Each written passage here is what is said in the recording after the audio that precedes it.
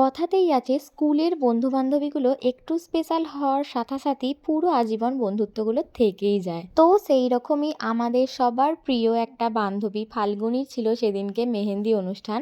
আর সেখানে আমরা সবাই মিলে মেহেন্দি অনুষ্ঠানে গিয়ে কতটা মজা করলাম না করলাম সমস্তটাই থাকবে এই ভিডিওটাতে। আর তোমরা এখানে দেখো ফাল্গুনীকে কতটা সুন্দর লাগছে, আর এখানে মেহেন্দি প্রায় শুরু হয়ে গেছে। আর ফাল্গুনীকে মেহেন্দি পড়াচ্ছিল আমাদেরই বন্ধু প্রীতি, মানে আমার স্পেশাল ফ্রেন্ড প্রীতি। তো তোমরা যদি ওর কাছে মেহেন্দি পড়তে চাও, প্রীতি পাখিরা পেজটা ফলো করবে ফেসবুকে, ওখানে তোমরা সব ডিটেলস জানতে পারবে। ও ভীষণ ভালো মেহেন্দি পড়ায়, আগেও আমি ওর কাছ থেকে পড়েছি। বিয়ে বাড়ি মানেই তো মজা আড্ডা এইসবই হবে, তাই জন্য সবাই মিলে আনন্দ মজা করতে করতেই ওকে মেহেন্দি পড়ানো হচ্ছিল।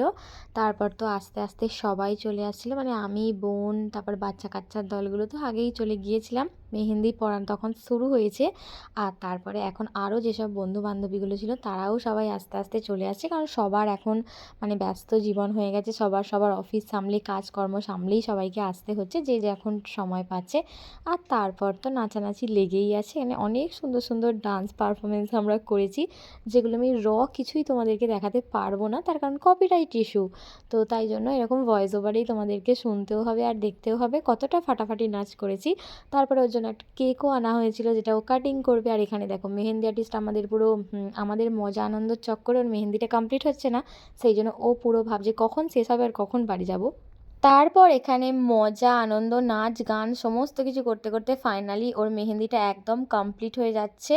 আর তারপরে আমিও একটু বসে পড়েছি মেহেন্দি করতে, আর এখানে ওরা করছিল তখন ফটোশ্যুট, তারপরে খাওয়া দাওয়া করলাম, তারপর সবাই মিলে বাড়িও চলে এলাম। তো আজকের জন্য এতটুকুই, দেখাবে নতুন ভিডিওর সাথে।